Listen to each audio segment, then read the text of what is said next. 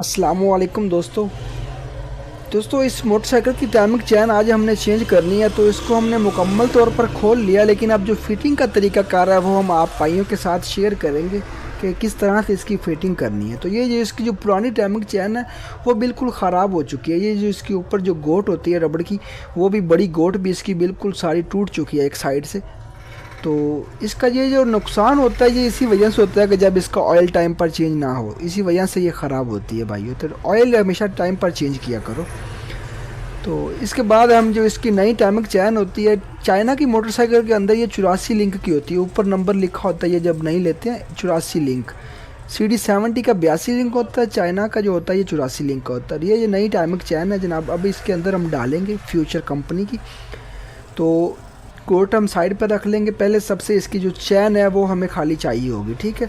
तो ये जो गोल टिक्की होती है, जो हेड वाली हिस्सा, यहाँ से हमने चैन को अंदर की तरफ धकेल देना है पेचकस की मदद के साथ। सारी अंदर धकेल देनी, सिर्फ थोड़ी सी हाथ में रखनी है, बाकी सारी अंदर की तरफ धकेल देनी है। तो ये दूसरी तरफ से बाहर आ चुकी है, ठीक है। तो इस तरह से हमने वेट गरारी के ऊपर इसको चढ़ा लेना है, ठीक हो गया। इस तरह से इसको ऊपर चढ़ाने के बाद जनाब इसकी जो फ्रंट वाली गरारी टाइमिंग वाली वो हम लगाएंगे, ठीक है। लेकिन जो उसको चेक कर लेंगे, पहले इसके ऊपर ये टक का निशान लगा होता है एक साइड पर, जो टाइमिंग इसका सेट करने के लिए होती है। तो ये हमेशा आपने बाहर की तरफ ही रखनी है, इसको अंदर की तरफ नहीं रखना, ठीक हो गया। तो इस तरह से हमने इसके ऊपर ये जो चैन है वो इस तरह से चढ़ा कर इसको यहाँ पर लगा देना, ठीक हो गया। और इसके बाद जनाब जो इसकी जो बाकी दो गोट होती है, पहले हमने बड़ी गोट इसकी लगानी है, ठीक है।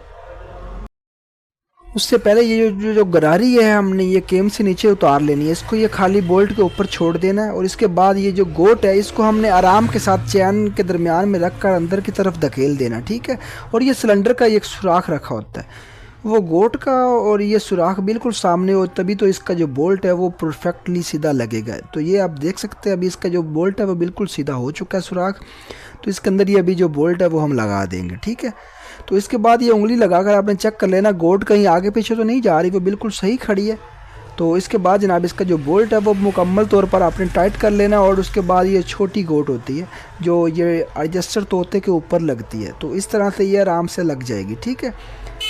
तो इस तरह से आपने ये नीचे से चेक कर लेना ये एडजस्टर तोता कहीं ख़राब तो नहीं है, क्योंकि जब ये टेस्टर रबड़ टूटता है ना तो उसकी वजह से ये नीचे से ख़राब हो जाता है, वो आपने चेक कर लेना, ठीक है। उसके बाद ये जो फ्रंट वाली गरारी है वो हम उसको वापस केम के ऊपर लगा देंगे, ठीक है। थोड़ी सी चैन लूज़ होती है, नहीं, उसको जब ये नीचे से स्प्रिंग लगेगा तो ये ऑटोमेटिकली वापस टाइट हो जाएंगे।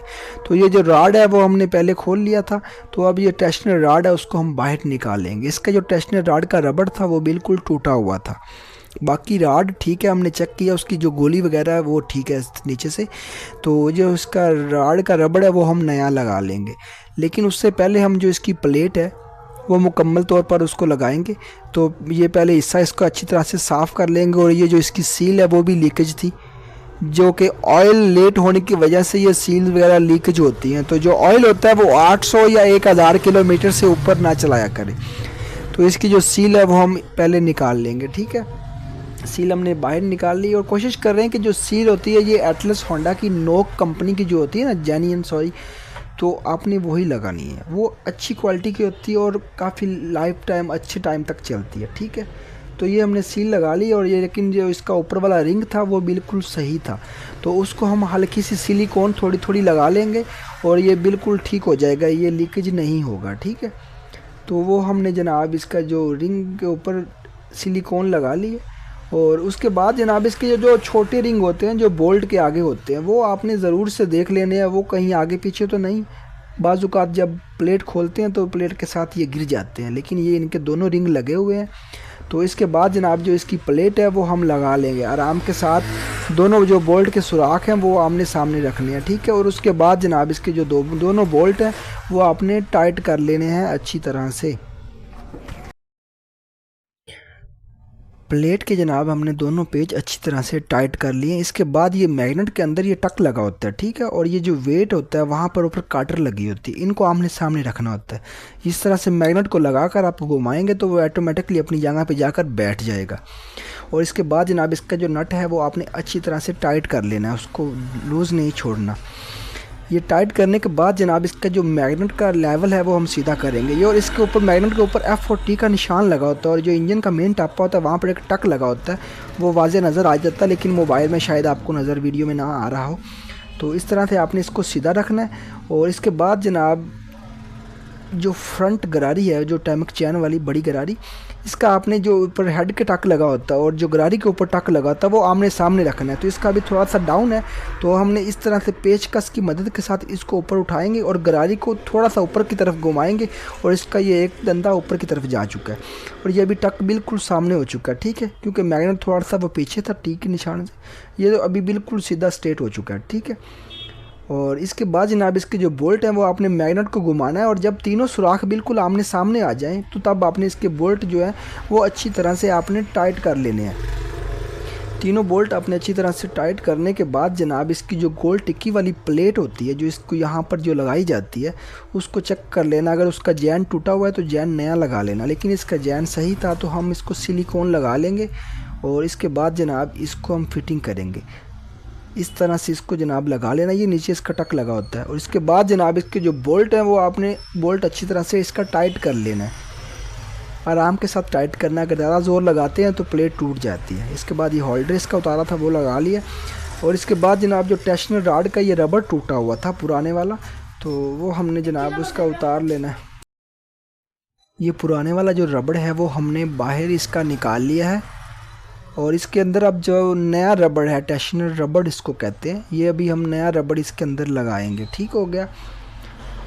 और इसके बाद जनाब टेंशनर रॉड को अपनी जगह पर हम वापस लगा लेंगे जहाँ से हमने इसको खोला था, ठीक है। इस तरह से आपने इसको अंदर की तरफ धकेलना है, नीचे से ये इसका सुराख है, यहाँ से आपने अंदर की तरफ इसको आराम के साथ धकेल देना, ठीक है। और इसके बाद जो इसका नीचे स्प्रिंग होता है जो इसको तड़ देता है, वो स्प्रिंग आपने लाजमी से नया लगाना है, क्योंकि अगर पुराना लगाएंगे तो वो टैमक चैन जल्दी वापस आवाज़ करनी शुरू कर देगा, ठीक है। ये स्प्रिंग आपने नया लगा लेना है लाजमी से। और इसके बाद जनाब इस तरह से स्प्रिंग को ऊपर की तरफ धकेल देना, ठीक है। और इसके नीचे इसका बोल्ट होता है 14 नंबर का, ये आपने इस तरह से नीचे से लगा देना है, ठीक है।